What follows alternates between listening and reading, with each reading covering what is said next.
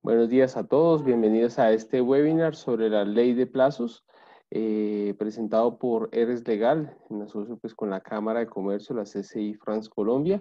Quiero agradecer a Ángela Cubillos, consejera de Comercio Exterior de Francia en Colombia, abogada del Barro de París y abogada en Colombia, quien es socia de la firma Eres Legal. Ángela, muchas gracias por la disponibilidad tuya y de la firma para esta presentación. Y bueno, pues adelante, es todo tuyo. Muchas gracias, Pedro, por la invitación y buenos días a todos. Eh, yo quisiera saber quiénes están, qué tipo de empresas están presentes, pues la ley, digamos que tiene una perspectiva diferente desde la óptica de la grande empresa y desde la pequeña o mediana empresa. Entonces quisiera saber qué tipo de empresas están presentes en el webinar para poder enfocar un poco más la presentación.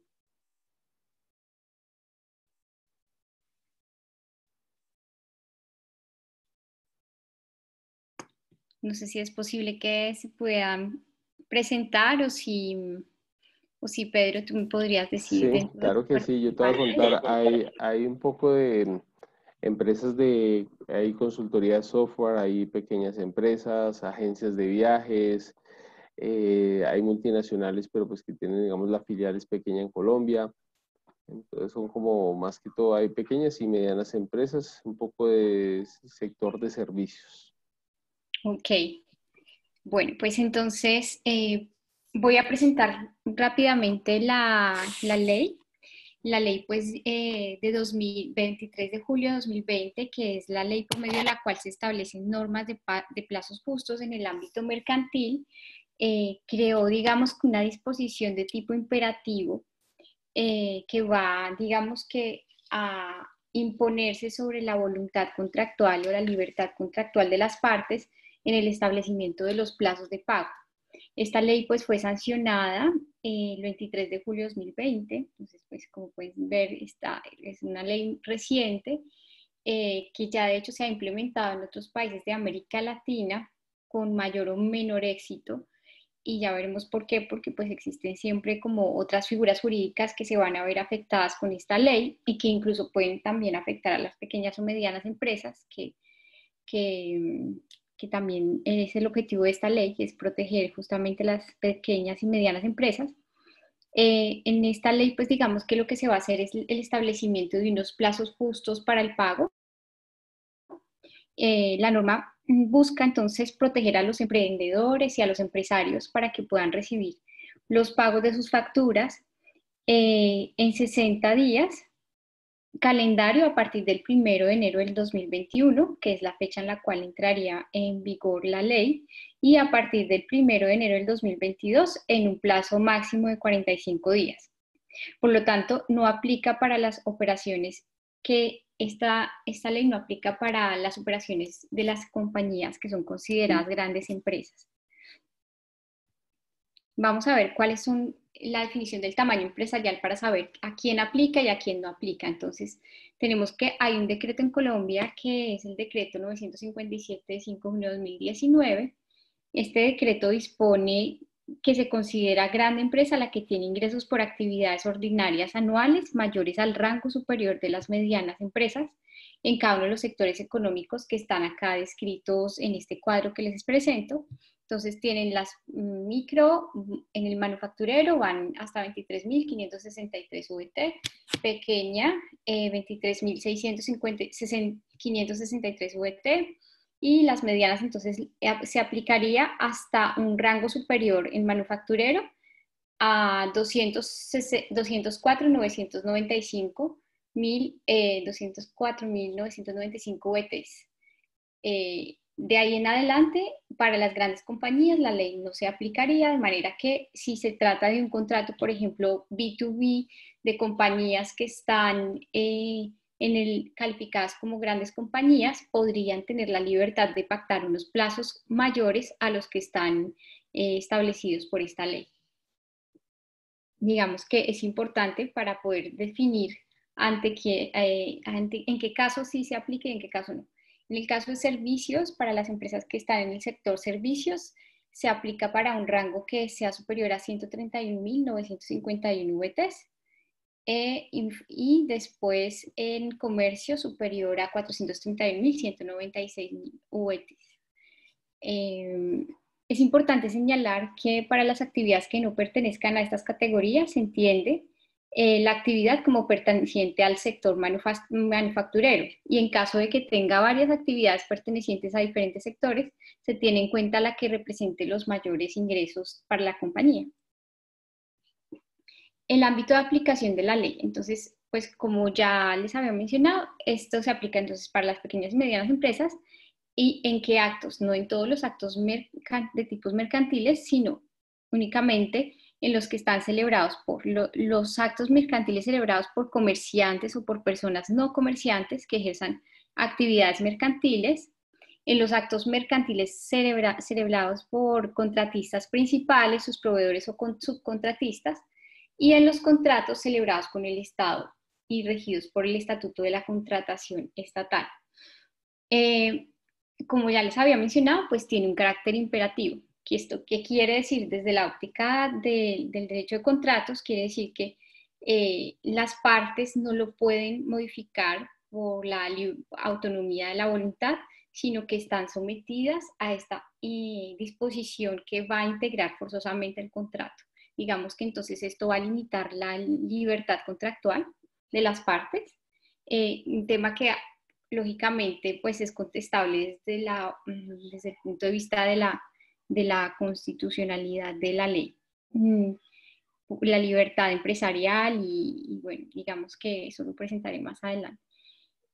Entonces, por lo tanto, no puede ser modificada por mutuo acuerdo entre las partes, y cualquier disposición que la modifique se entiende como ineficaz de pleno derecho, en particular las que desconozcan el plazo o limiten la responsabilidad o limiten los intereses moratorios en caso de pago posterior.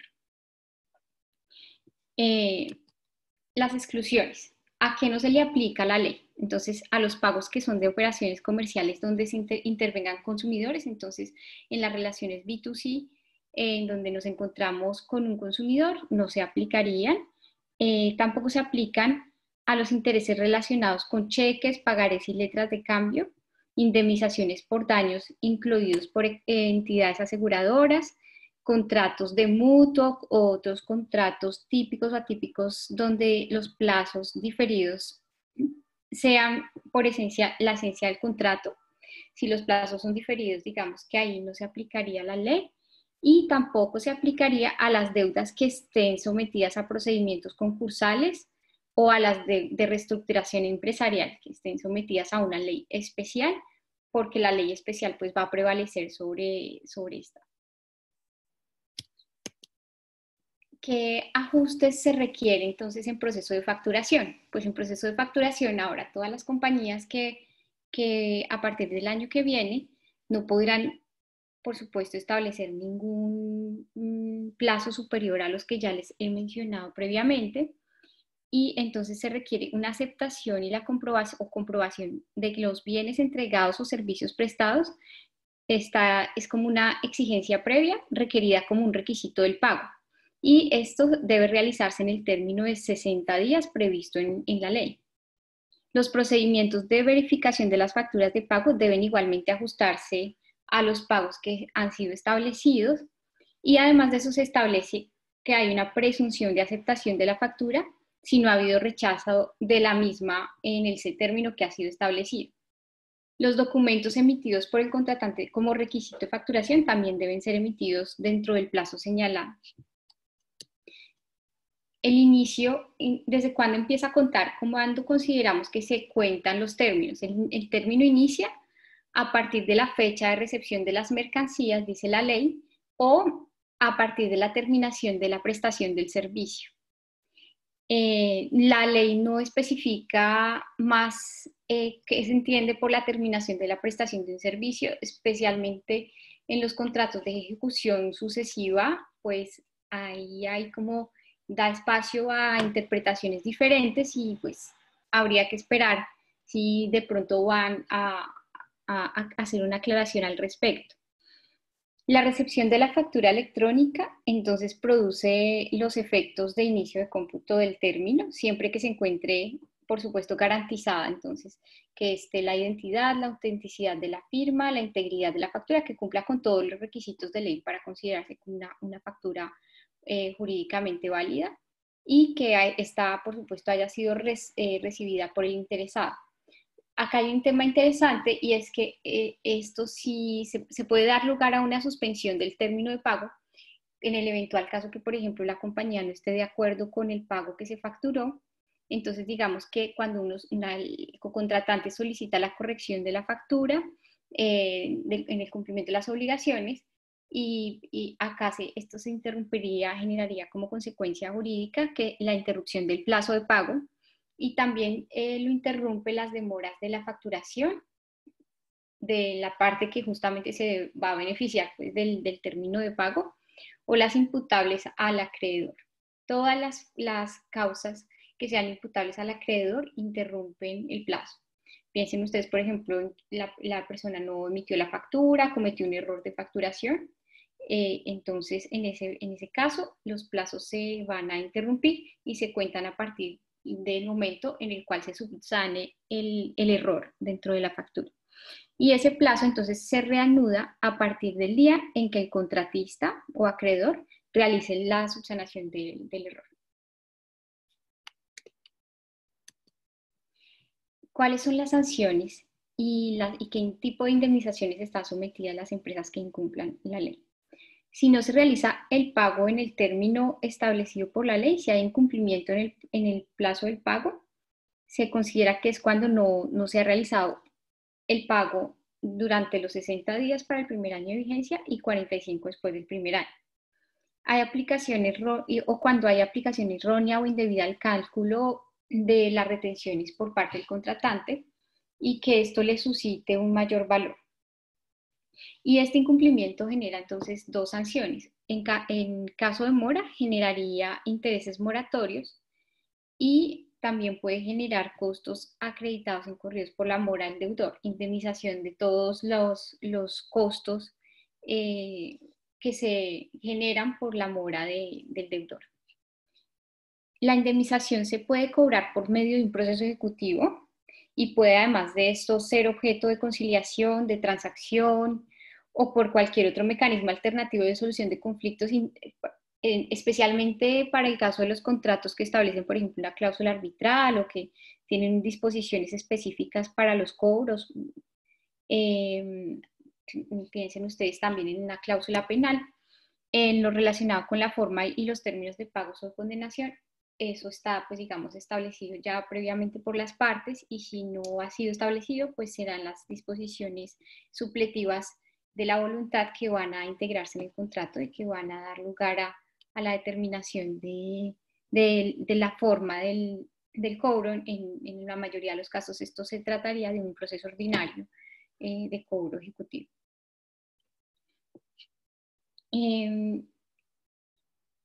¿Cuándo se entiende que hay violación de la ley? Entonces, cuando se realicen acuerdos, y aquí hay que tener mucho cuidado porque pues hay empresas, y es importante porque es tan importante esta ley afecta a todas las empresas, puede afectarlas positivamente, tanto a pequeñas como medianas empresas, y grandes empresas, sí, un poco más difícil, pero también las puede afectar negativamente, y en el caso de las pequeñas y medianas empresas sí que se consideraría, por ejemplo, que las afecta negativamente. Les voy a explicar más adelante en el caso de los contratos de factoring, porque esta ley entra en colisión con la ley de factoring, y entonces vamos a ver cómo el objetivo de la ley, que es justamente facilitarle una liquidez a las pequeñas y medianas empresas, va a obstruir otras figuras jurídicas que justamente cumplen con este objetivo actualmente y que han sido reconocidas ya por la jurisprudencia de la Corte Constitucional como mecanismos que justamente ayudan a proteger y a contribuir a la liquidez de las pequeñas y medianas empresas.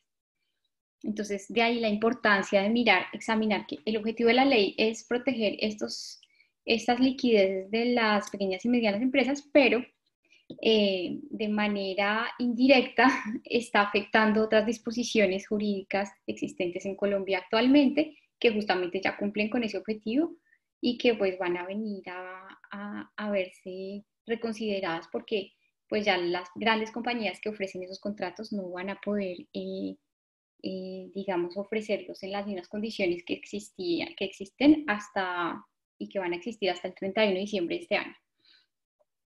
Entonces, las sanciones e indemnizaciones. En las sanciones e indemnizaciones hay violación en la ley, entonces cuando se realicen acuerdos que impidan o obstruyan el acceso a las empresas a los canales de distribución con el objetivo de evadir las normas señaladas en la ley.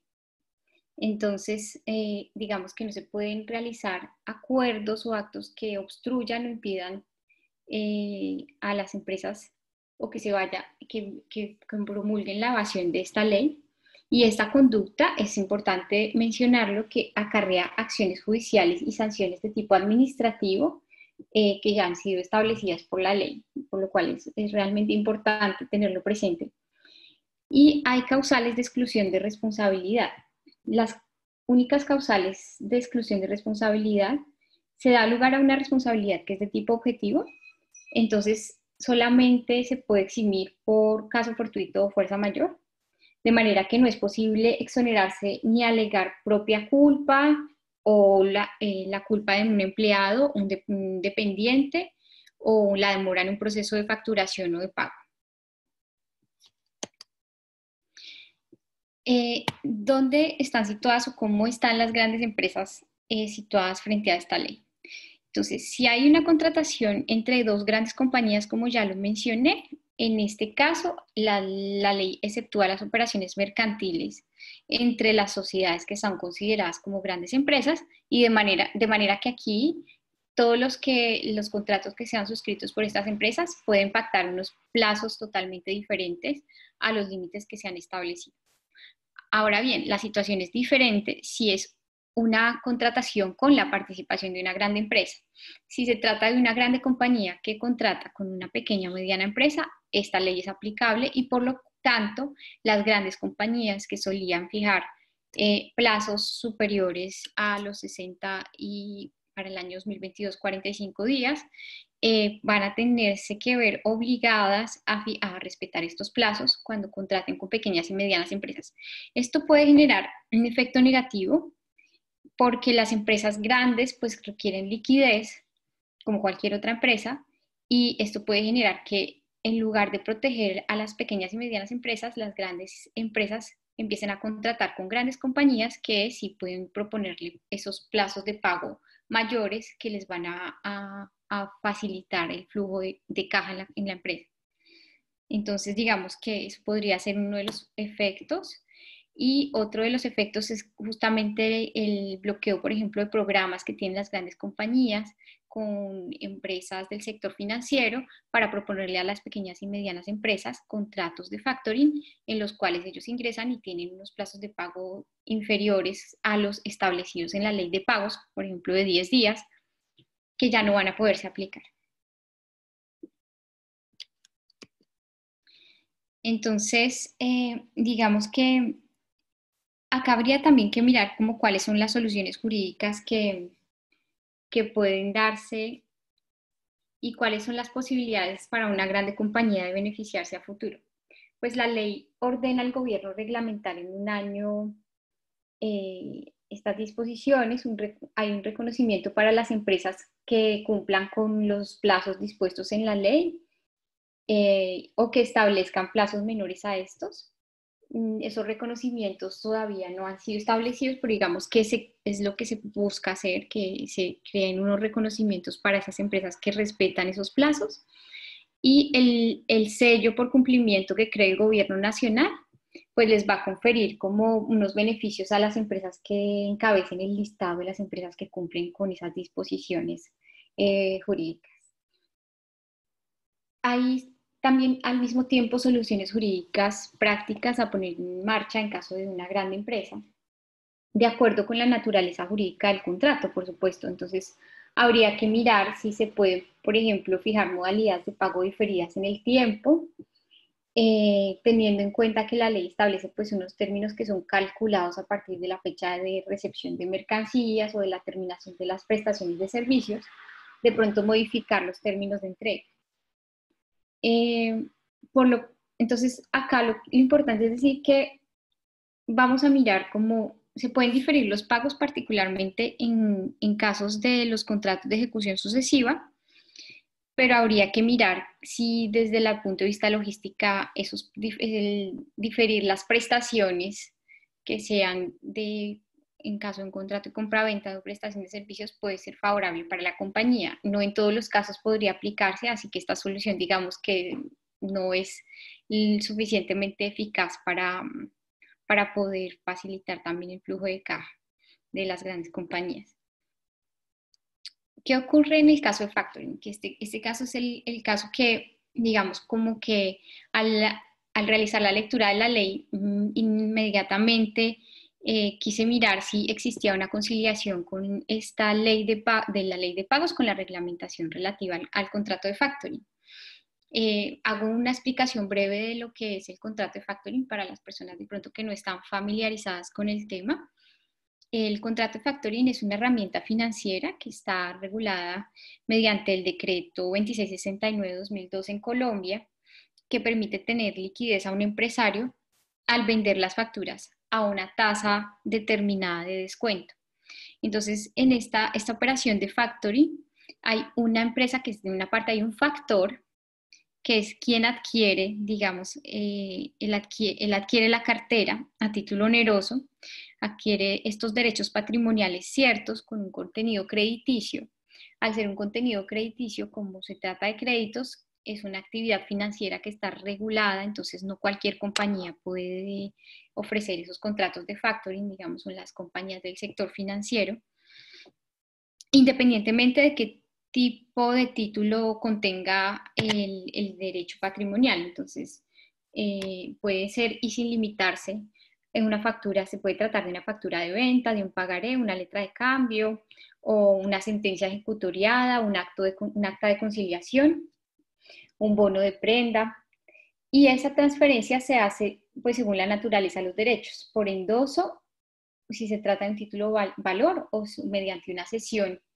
Y aquí hay que tener en cuenta un tema muy importante y es que en el factoring existe una subrogación. ¿Esto qué quiere decir? Que el factor, que es quien adquiere la cartera, se subroga en todos los derechos de la persona que está vendiendo la empresa de facturación, el factorado cliente, que es la persona que cede sus créditos.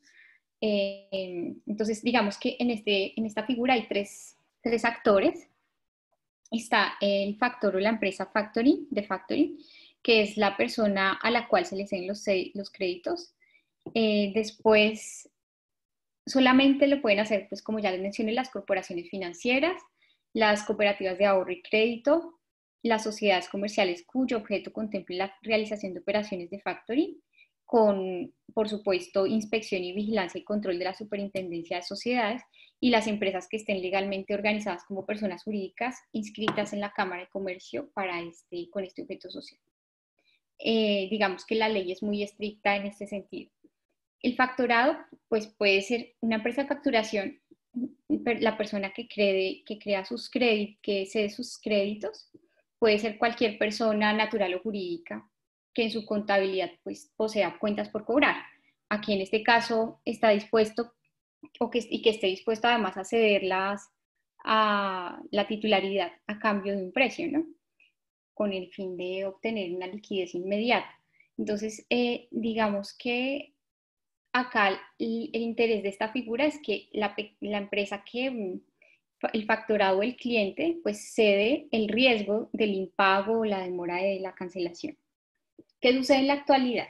Varias compañías, en especial las grandes compañías, pues con las empresas del sector financiero, tienen unos programas en los cuales ellas pueden pactar, por ejemplo, en la práctica dentro de un contrato de venta, unos plazos superiores a 60 días con la pequeña mediana empresa, pero la pequeña mediana empresa después entra a un programa de factoring con la entidad financiera que le va a ofrecer unos pagos inferiores, unos términos inferiores de pago, por ejemplo, de 10 días. Entonces ellos van a obtener una liquidez que les beneficia y a su vez la grande compañía pues va a realizarle el pago a la entidad financiera o a la empresa al factor en plazo de 90 días, lo cual resulta pues beneficioso para todas las partes.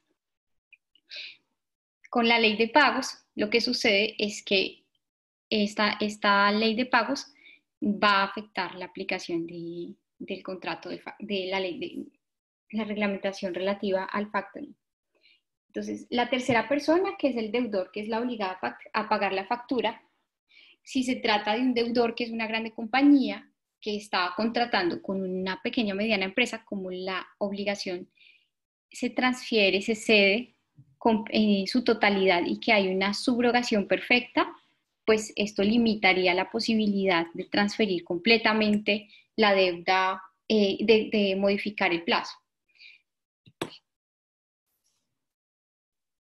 Entonces, pues no hay una conciliación, como ya lo mencioné, entre estas dos leyes, a pesar de que, como ya les había mencionado, es contrario a la posición de la Corte Constitucional que reconoce la utilidad de la figura de factoring para las pequeñas y medianas empresas. Entonces, los pagos de plazo dispuestos en la norma no incluyen los montos adeudados en razón del pago de facturas, por lo cual la norma sí es aplicable a estas operaciones. Y es necesario tener presente que el problema se presenta cuando una de las empresas es gran empresa, puesto que en los demás escenarios ya la ley pues se aplica sin excepción. Entonces, digamos que esto lo que perjudica es más a las grandes empresas y a las pequeñas también, que no pueden acceder, por supuesto, a estos pagos con antelación.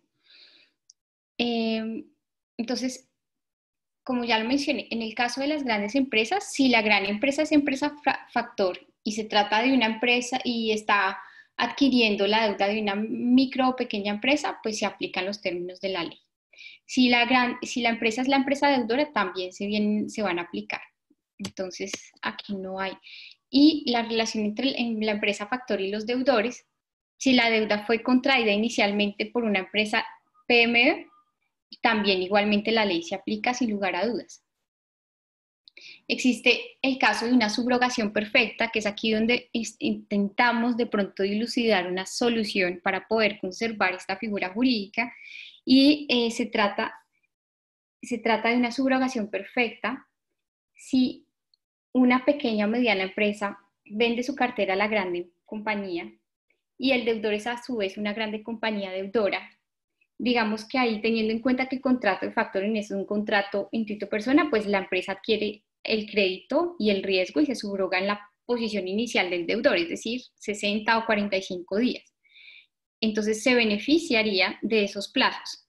Ahora bien, como acá se trata de dos grandes compañías, podría haber lugar a una renegociación de esa deuda, y entonces habría que mirar si dentro de las grandes compañías pudiesen existir otros plazos complementarios que pudiesen venirse a modificar de forma posterior a la cesión de la deuda. Digamos que estas soluciones son soluciones que nosotros hemos estado estudiando para poder mantener, digamos, la figura de factoring vigente, pero no son soluciones que ya estén como aprobadas o que digamos que ya, y sería muy interesante para mí escuchar, además, si ustedes tienen preguntas o si también han estado abordando este tema, como entender y conocer si ustedes si han tenido como, o hay otras soluciones alternativas al respecto.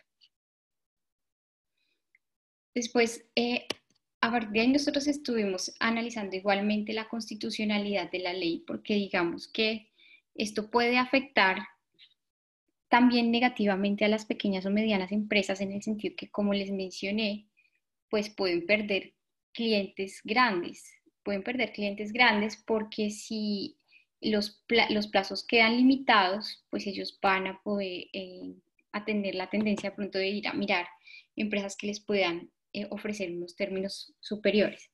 Entonces, la norma acá, como pues la norma no, la ley no pasa por un control de constitucionalidad automático, porque solamente los proyectos de leyes estatutarias o los proyectos de leyes que son objetados por inconstitucionales en el gobierno nacional o insistidos por el Congreso, o las leyes de convocatoria de referendo, o las que ratifican tratados internacionales, son las leyes, digamos, que tienen un control de constitucionalidad previo y automático. Entonces, teniendo en cuenta que la ley de pagos no se ajusta a ninguno de esos casos de control automático de constitucionalidad, aquí el control de constitucionalidad solamente podría ser a posteriori y tiene que ser instaurado mediante una acción de inconstitucionalidad por parte de los ciudadanos. La ley, realizando un examen de la posibilidad de declaratoria de inconstitucionalidad posteriori de esta ley, esta ley podría ser objeto de un control a posteriori mediante examinando como cuáles fundamentos. Entonces podríamos mirar que el fundamento sería el principio de igualdad, la libertad contractual de las partes y la autonomía de la voluntad. Habría que mirar con relación a los principios constitucionales, estos principios en cuáles artículos del 1 al 40 de la Constitución colombiana se adaptan. Y habría que mirar también un tema que es súper interesante, que es el test de proporcionalidad, que permite determinar si la ley cumple con los siguientes requisitos. El primero es la adecuación de los medios escogidos para la consecución del fin perseguido. El fin perseguido de la ley es fomentar la liquidez de las empresas PME, pero ya vemos que existen otros mecanismos que ya los están ofreciendo. El segundo es la necesidad de la utilización de estos medios para el logro del fin. La necesidad, ¿esto qué quiere decir? Que la necesidad hace referencia a que la limitación de un derecho fundamental debe ser indispensable para la obtención del objetivo, previamente descrito como legítimo de todos los medios existentes para la consecución. Y acá, como vemos, la limitación del derecho fundamental no es indispensable porque ya existen otros mecanismos jurídicos también. Y que esta medida sea además de eso proporcional, y la proporcionalidad aquí en un sentido estricto. Esta proporcionalidad en sentido estricto entre los medios y fines, es decir, que el principio satisfecho por el logro de este fin no sacrifique los principios constitucionalmente más importantes como la libertad empresarial. Entonces habría que mirar y bueno, pues, no me voy a quedar aquí mucho porque no quiero pues hacer la presentación muy larga, pero digamos que lo que hemos estado examinando y pues tenemos una serie de argumentos nos conllevan a pensar que la eficacia de la ley es contestable. Digamos, de hecho en la ley dice que van a hacer una prueba, digamos, de estos, hay 3 años y en el tercer año van a realizar un examen para estudiar la eficacia. Esto quiere decir que ellos no están totalmente seguros de la eficacia de la ley al momento de su promulgación, y por eso va a ser objeto de examen al tercer año de entrada en vigor. Y hay un riesgo, por ejemplo, de la desaparición de figuras como la del factoring, que sí por su parte benefician aún más en términos inferiores de pago a las PME. Entonces, digamos que ahí está esa contradicción normativa que invita realmente a una reflexión. Porque acá, pues digamos que se está como limitando la libertad económica y afectando el principio de racionalidad y de proporcionalidad. Entonces, pues habría que continuar estudiando el tema para poder establecer. Vamos a ver cuáles son las opiniones de los sectores frente a la ley. Digamos que acá encontramos como 3 opiniones.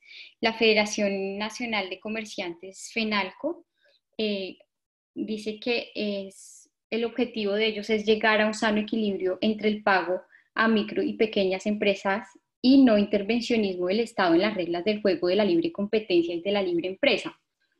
Es importante, dice FENALCO, que se reconozca una posición equilibrada, teniendo en cuenta que representa a los micro y pequeñas empresas, pasando por los medianos hasta los grandes. Entonces, el papel de ellos pues es consultarlos de acuerdo con lo que han llegado a una posición final de ese tema, y reconocen que la iniciativa es sana por temas de justicia con la micro y pequeña empresa, pero que se tiene en cuenta que ese pago razonable a 60 días, les parece que en caso de mediana empresa no hay tanta simetría, porque se puede incluir dentro de la excepcionalidad y el proyecto de ley debe también permitir acuerdos privados dependiendo de cada sector, de la región, de las características también de cada negocio.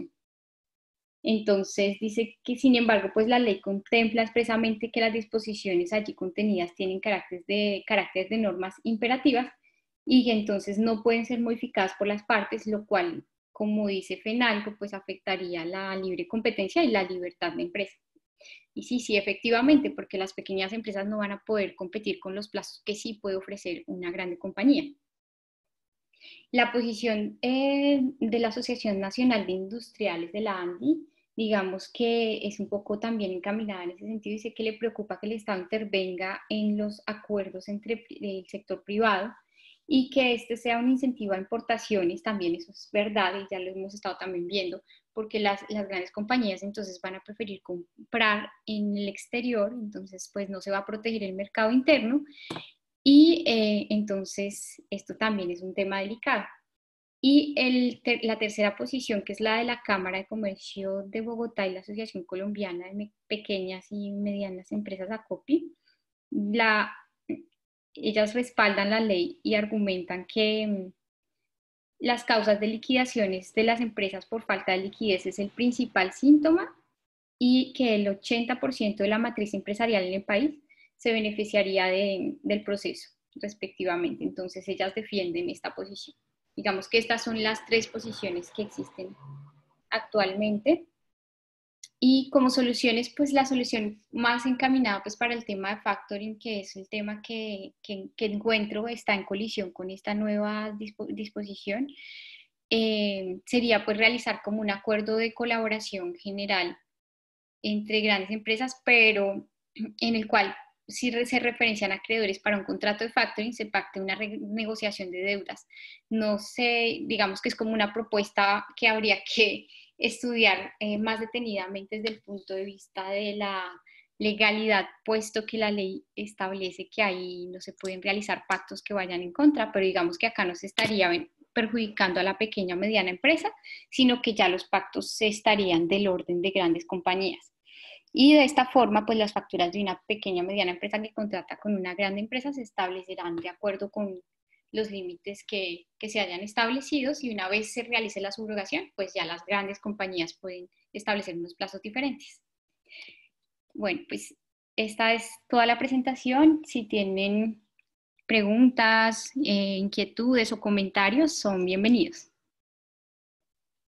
Ángela, muchas gracias. Sí, hay un par de preguntas, te las voy a leer. La primera es en lo que respecta, por ejemplo, a los plazos de pago. Tú dices que es al momento que se termina de prestar el servicio o pues se entrega la mercancía. Pero, por Sí. ejemplo, en el caso de las órdenes de compra, pues porque a veces las órdenes de compra se demoran en estar listas y ahí digamos que el tiempo sigue pasando y después mientras que aceptan la factura. Entonces realmente no importa esos procedimientos que quedan de orden de compra, de aceptación de la factura, el plazo comienza a contar desde la fecha de entrega de la mercancía o terminación del servicio. Sí, el plazo empieza a contar desde la fecha de la entrega de la mercancía o la prestación, la terminación de la prestación del servicio y no hay excusas de demora de facturación. Ok. La siguiente pregunta es, si una entidad lleva más de 6 meses sin pagar, ¿esa ley se vuelve retroactiva? O sea, al momento que entra en vigor, si hay obligaciones de más No de hay 180 retroactividad, días. es la aplicación de efecto general inmediato de la ley. Ok, La entonces si una obligación lleva más de 180 días, el momento que entra la ley, ¿tendrían que saldar de inmediato la obligación? Sí, digamos que es una pregunta súper interesante porque entonces habría que ver los contratos que se habían pactado antes de la fecha de la entrada en vigor hasta la entrada, hasta el día primero de enero del 2021 podrían ejecutarse de esa forma. Después no, porque ya estaría incumpliendo la ley. Es la aplicación de efecto general inmediato de la ley. Ok. Asimismo, alguien pregunta respecto al factoring, preguntaba que cuando tú hablas de subrogación perfecta, ¿estás haciendo referencia al factoring sin recurso? Es decir, no me queda clara la pregunta. No sé si la persona que lo hizo en el chat quiera como aclararla. Bueno, mientras que escribe de pronto, la otra pregunta ¿es el La gobierno ley, tomado, perdón? estoy viendo la pregunta del sector de salud. Sí, pues aplica para todas las empresas. Si vuelvo a la slide, voy a quitarla. Espérate. Ah, voy a volver aquí un segundito a la slide de la aplicación. Ah,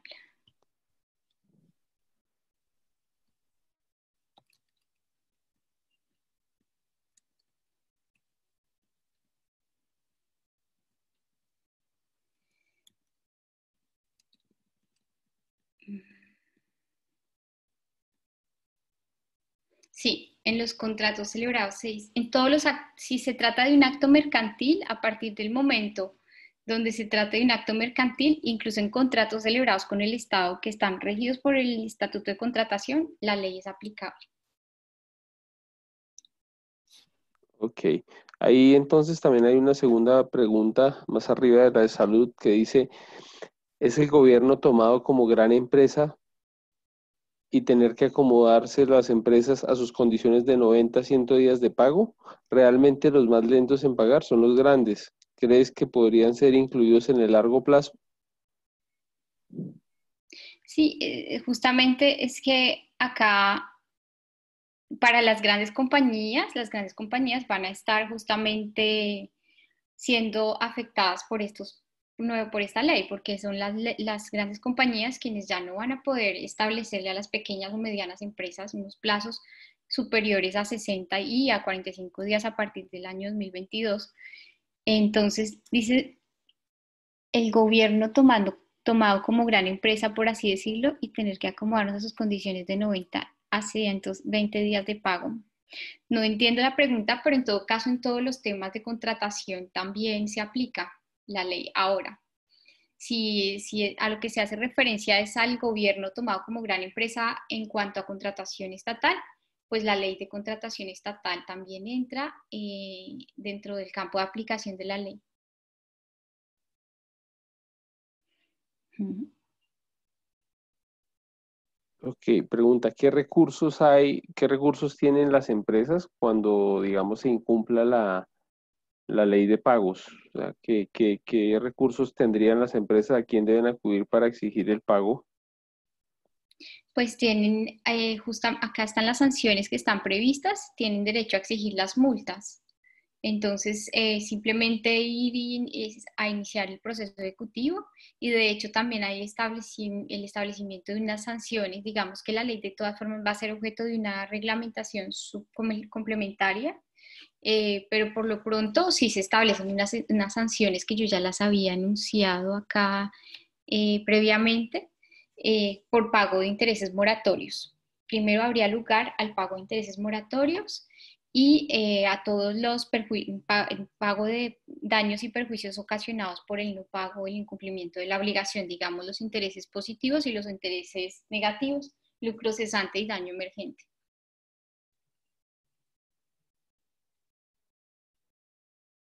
Ok, perfecto. No hay más preguntas. No sé si quieras dejar el slide de la información de contacto de Eres para Claro de que sí. pronto la persona que quiera contactarte a ti o a la firma.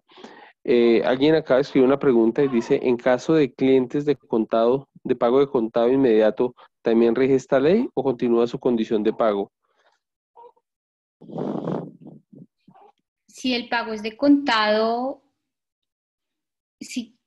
no entiendo la pregunta, si el pago es de contado, es decir, si los términos son inferiores, pues desde que sean inferiores son más favorables para las partes, se aplica. No, la ley no los obliga a pactar términos superiores. Claro, yo creo que es por ahí el enfoque de la pregunta. Se pueden pactar términos inferiores, lo que no se puede pactar son términos superiores a los establecidos. Ahora, ahí lo que hay que mirar es, y que es la duda que me queda, es que yo quisiera ver como cuáles han sido pues las personas que están aquí presentes, si han tenido, por ejemplo, inconvenientes con los contratos de factoring, porque hay muchas pequeñas o medianas empresas que están en esos programas. Y para mí sería súper interesante saber si hay impacto, si podría haber ese impacto, porque realmente que acá si estudiamos las dos en disposiciones para las dos reglamentaciones, tanto el factoring como la ley de pagos, yo creo que las dos buscan la misma, van en la misma dirección de proteger, pues de promover la liquidez de las empresas, pero una, digamos que va a afectar la otra. Entonces yo quisiera saber en qué medida si los que están acá presentes ya forman parte de esos programas de factoring que están o se ofrecen actualmente en Colombia para saber el impacto. Una pregunta que hacen es que si una empresa se acoge a la ley de reestructuración, ¿qué sucede con los intereses? ¿Siguen contando a pesar de estar bajo la ley de reestructuración? No, para ellos no les aplica. Las empresas que están dentro de las exclusiones que yo mencioné, las empresas que están sometidas a concordatos, reestructuraciones, ellas no, pero por quiebra, sí. Pero sí, si hablan de reestructuraciones entre, digamos, de medianas o pequeñas empresas y que van, o de una mediana empresa que se va a pasar a una grande empresa o que va a haber una adquisición de una grande compañía de una mediana, habría que mirar a partir del día en el cual se realiza la operación de adquisición. Ok, hay alguien que pregunta que si el cobro ejecutivo de las sanciones y gastos de cobranza causados, ¿con qué instrumento se hace? Con el título, el cobro ejecutivo se hace con el título o valor, lo que tengan, sea un contrato, la factura, una orden de compra, digamos que ahí yo ya había mencionado, puede ser cualquier, puede ser cualquier título, valor que reconoce una deuda, ¿no? Digamos que ahí no hay una limitación con el título ejecutivo, con el título, el documento en el cual conste la existencia de la deuda, la orden de compra, la factura, el contrato.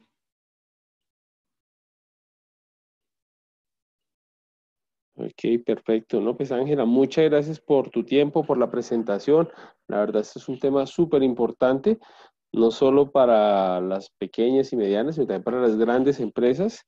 Esta presentación, pues la grabación de este webinar estará disponible en la página de la CCI France Colombia, www.france-mediocolombia.com. Ángela, de nuevo a ti, a la firma Eres Legal, muchas gracias. Y pues en No, pantalla encuentran la información de contacto de Eres. muchas gracias, Pedro. Que estés muy bien. Hasta luego a todos, que estén muy bien. Gracias, buen día para todos. Hasta luego.